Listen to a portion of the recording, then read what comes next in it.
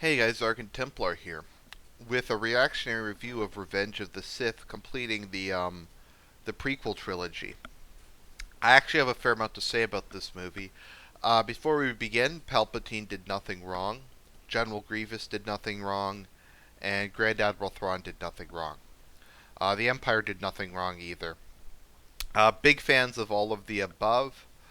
And we'll see why as this movie unfolds. This is actually my favorite Star Wars movie.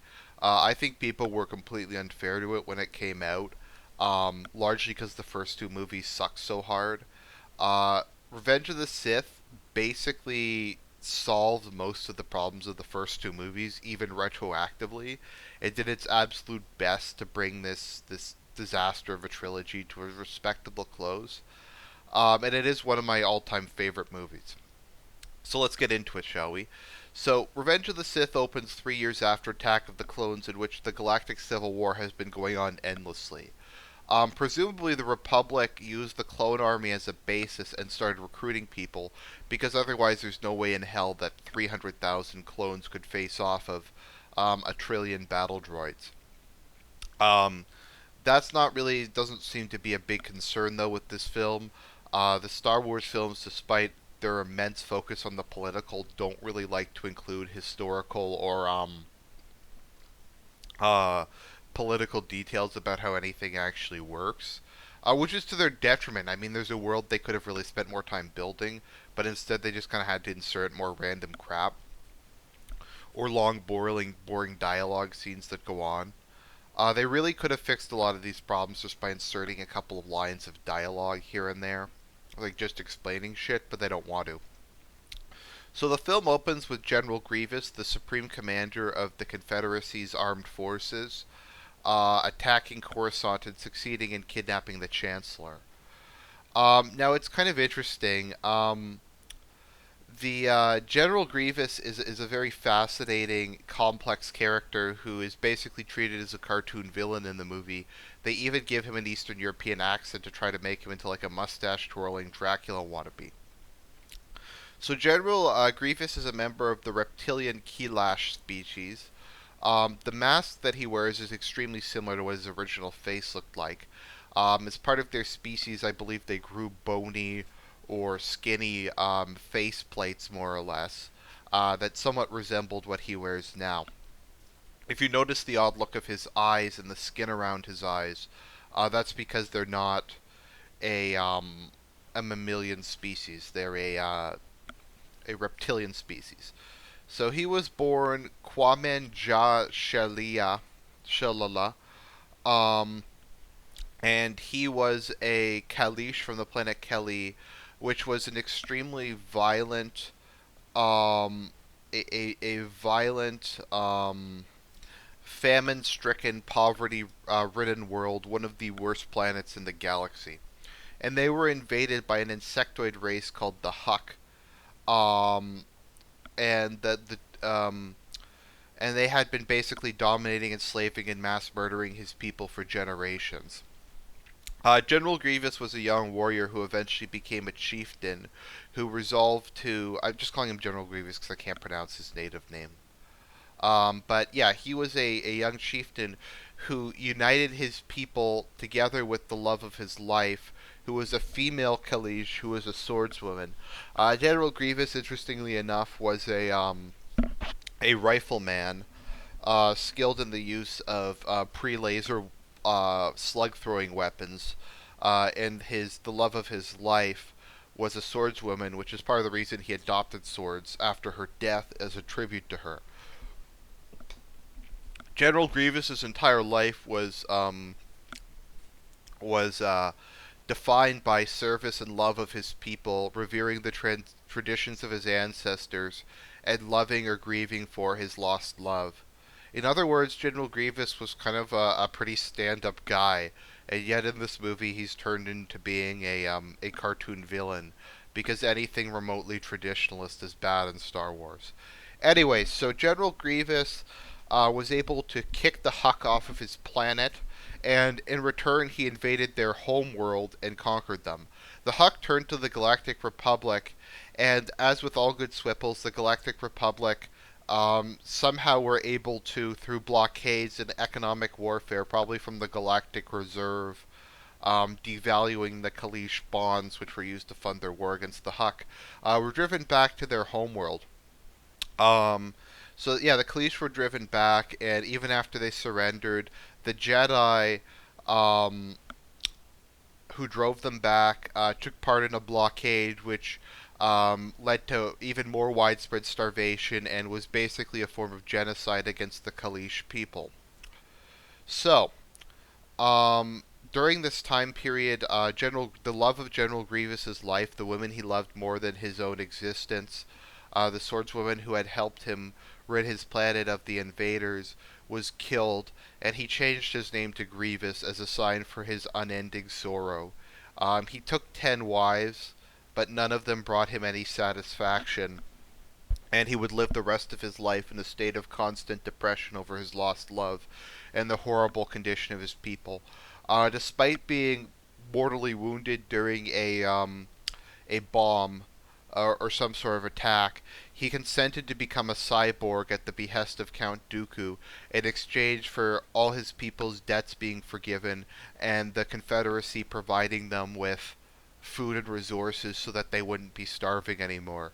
Thus, General Grievous essentially existed for the benefit of his people.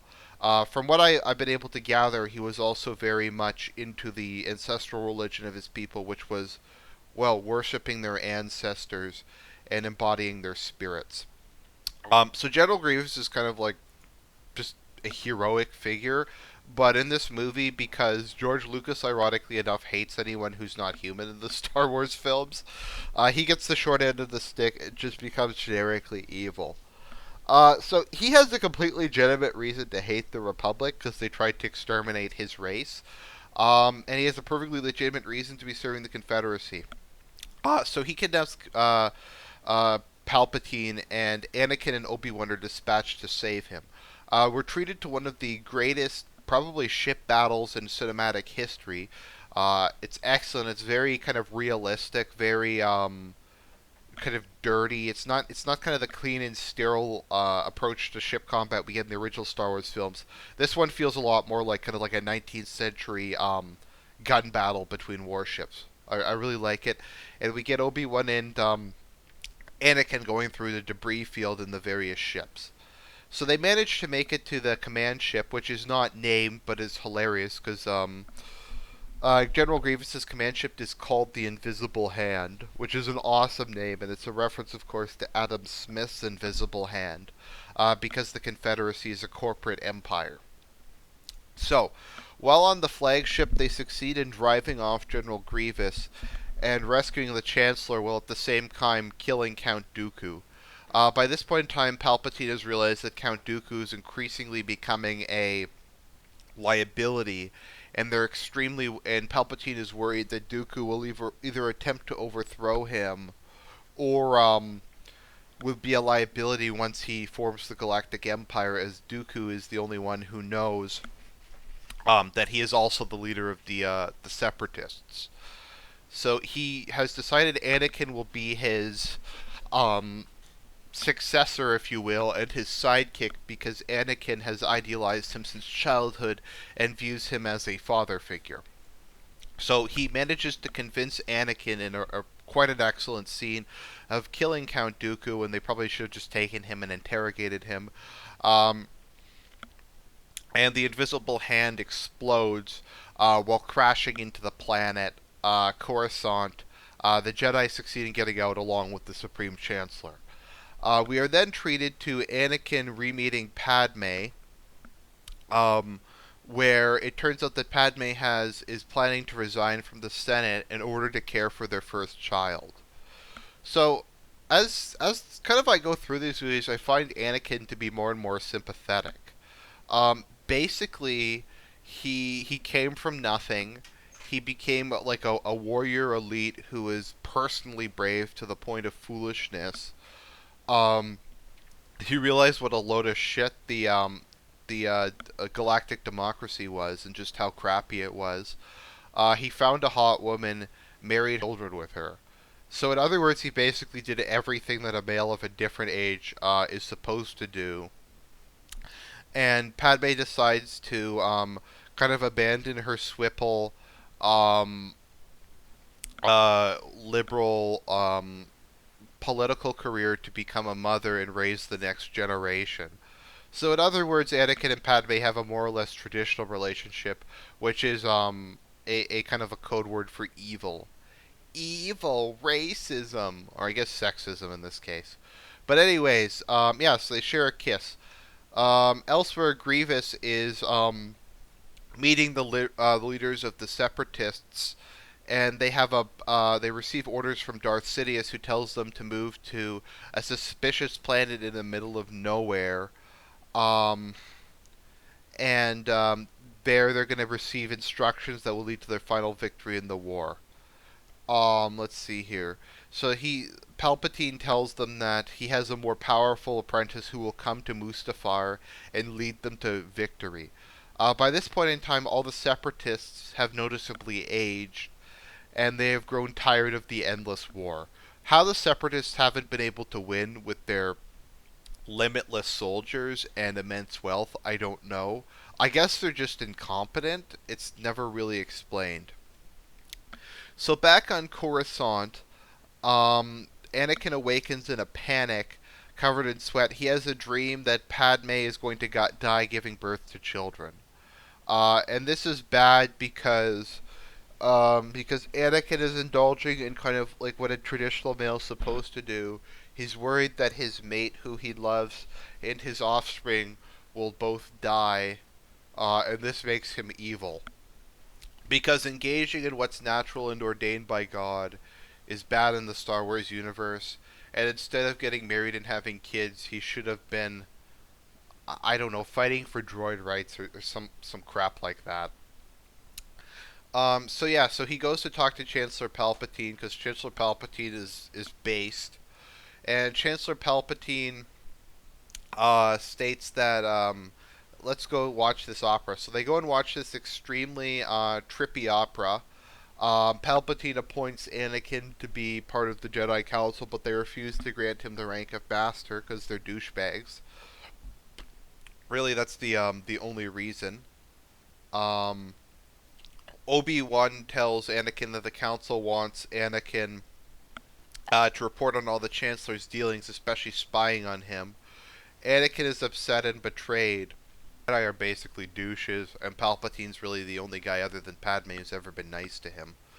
So then he meets Palpatine at his box at the Galactic Opera. So Palpatine tells him a story about the Darth Plagueis. Darth Plagueis was a non-human who was Palpatine's master. Darth Plagueis had figured out how to create life through the midichlorians. I'm not even going to get into midichlorians because it's bullshit. Um, so Palpatine basically convinces Anakin to um,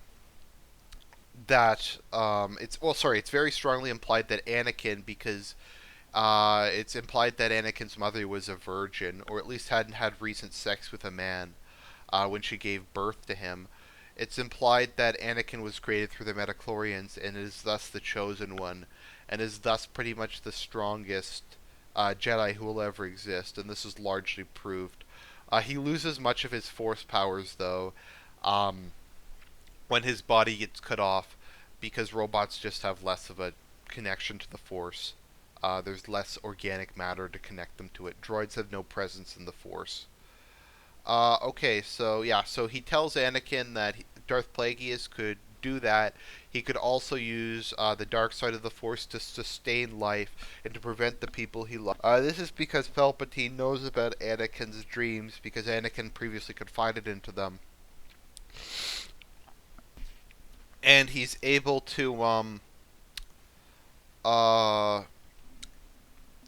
to basically convince Anakin that the dark side is awesome because it's based, and that the Jedi are kind of self-righteous, pompous fools who do exactly the same things the dark side do, but in a way that's idealistic instead of pragmatic and results in more people's deaths, which is seen time and time and again as the Jedi's insistence on pacifism in the face of conflicts, not fighting their enemies, and maintaining their failing liberal democracy instead of attempting to adapt to a new order just shows how just deluded they are.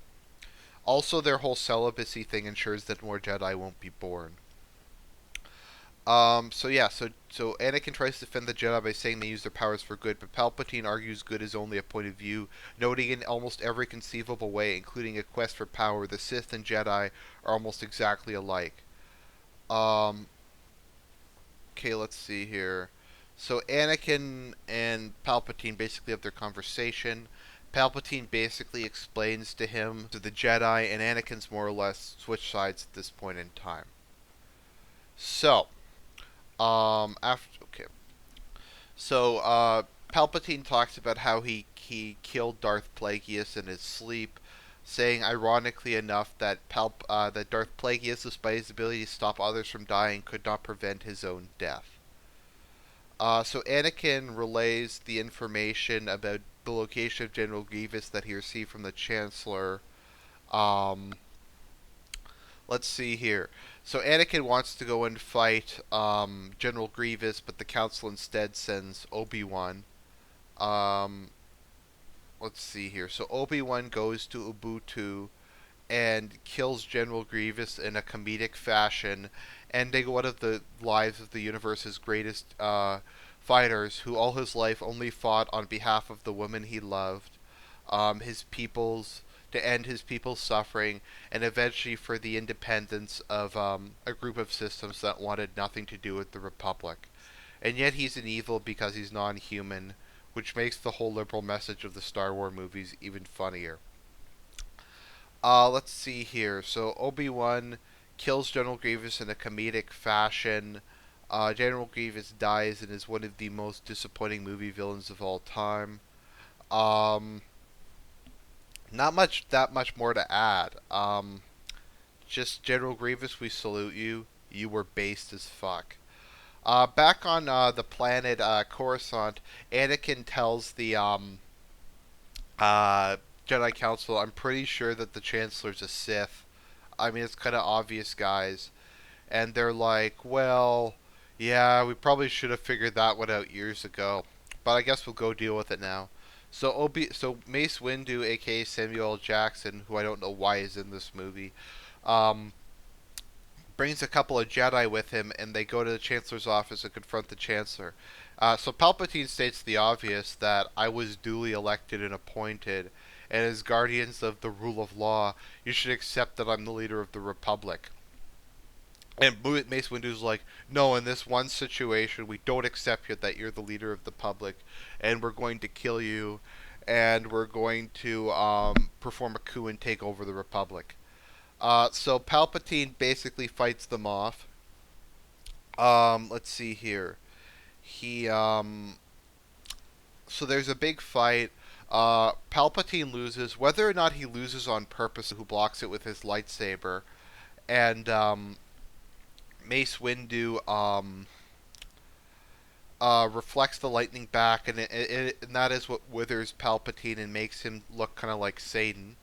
Why the Trade Federation thought it was a good idea to take orders from a guy who looks like Satan, I don't know. I guess that's just the way they roll, because China economy strong, Satan increase GDP growth. So yeah, so they basically get their asses kicked. Um, Anakin winds up saving Palpatine while letting Mace Windu die. Um, so let's see here. So they continue to fight. Mace Windu dies. Anakin is declared Darth Vader. He's declared the Dark Lord of the Sith, and is the uh, Palpatine's assistant. The Sith have a system called the Rule of Two, where there may only be two Sith, one to embody power and the other to desire it. And the two Sith, the idea is that the apprentice will eventually kill the master. I think Palpatine intends to end the Rule of Two by living forever. So, Darth Vader, the newly minted Darth Vader, um, marches on the Jedi Temple. At the same time, Palpatine declares the obvious that the Jedi attempted to overthrow him, the legitimate Chancellor of the Republic, and basically end democracy. So he announces that the Jedi are traitors, which they are in effect. And throughout the galaxy, we have Execute Order 66, which is kind of like Satan 666. So Order 66 results in the vast majority of the remaining Jedi being killed off in brutal fashion. Um, and Darth Vader goes and kills all the Jedi younglings in one of the scenes of the movie's most unintentionally funny scenes. So only a couple Jedi succeed in escaping, including Obi-Wan Kenobi, Yoda, and I think a couple others, etc. So after Anakin succeeds in killing off the younglings, Anakin goes to Mustafar, where, as previously stated, Palpatine has gotten the Separatist leaders to meet. Obi-Wan goes after him. Now, I have to say, I really love this scene where Anakin comes across the Separatist leaders, because the Separatist leaders say all we wanted is peace, and they're clearly exhausted from the war. We then get to see Anakin slaughter the Separatist leaders, including Newt Gunray, which is, I think, one of the most emotional scenes in the series, because Newt Gunray has been a thorn in Anakin's side since he was a little kid. He kind of looks like the boogeyman, and indeed he's the boogeyman of Anakin's childhood, and a thorn in his side for most of his life. But now here comes Anakin, dark, grown up, and taking down the monster that's haunted him for years. It's kind of a sign of self-mastery, and kind of a full coming of circle of Anakin's character. Him and Obi-Wan duel, and Obi-Wan beats him, but leaves him alive, however severely maimed. So that happens. Um, so then Yoda goes and fights Palpatine, which ends in a draw, and Yoda retreats because Yoda is just stupid. Yoda really could have just kind of like brought along Obi-Wan and maybe some other um, Jedi, and they probably could have taken him, but Yoda's incompetent and a pacifist, so he can't actually kill the guy who, um, yeah, the guy who is actually like would help them out. So, anyways, yeah, I don't get why they don't want to kill Palpatine. They just decide not to kill Palpatine. Probably because they're pacifists or something. And in time, the people will realize their mistake. So Palpatine, in one of the most awesome scenes in movie history, which is the back photo for this video, declares a new order, in which weakness will be traded for strength, chaos traded for order, and decisiveness traded for decisiveness, I guess. So he declares the establishment of a new galactic empire where there will be a new constitution and a new government. Thus, the Senate passes the first Galactic Empire Act, or whatever it's called, with overwhelming support, and Palpatine legally becomes the first emperor. Padme, still being a swipple, remarks, "This is how freedom dies, with thunderous applause." Um, and then Palpatine becomes emperor. So what can we make of all this? That the Jedi are hypocrites. Despite the public voting for Palpatine time and again, and the duly elected representatives conferring upon him the title of Galactic Emperor and approving the new constitution, seemingly without any real form of coercion, they still oppose him. They still attempt to remove him from office because he's a Sith and he's a member of their ideological opponents. Um, Obi-Wan attempts to Obi-Wan kills General Grievous despite saying that he believes in democracy, or however the fuck he yells it. Um, so the Jedi are ultimately undone by their own philosophy. They're an extreme example of half measures because they were not willing to uh, embrace aspects of a non-democratic system that might have made the Republic stronger and prevented the collapse of democracy. They were against ordered liberty and instead clung to the non-aggression principle, no matter how untenable it became. And in the end, when they had to jettison their stupid ideals, it was far too little, far too late, and they could do nothing to save the Republic. So the Jedi basically get wiped out. Anakin gets transformed into Darth Vader, becoming more machine than man now. Padme gives birth to two children, which she hides from Darth Vader with her dying breath, and dies as a result, depriving Anakin of the heir to his dynasty and access to his children, the only thing that might have redeemed him and might have made him a better man.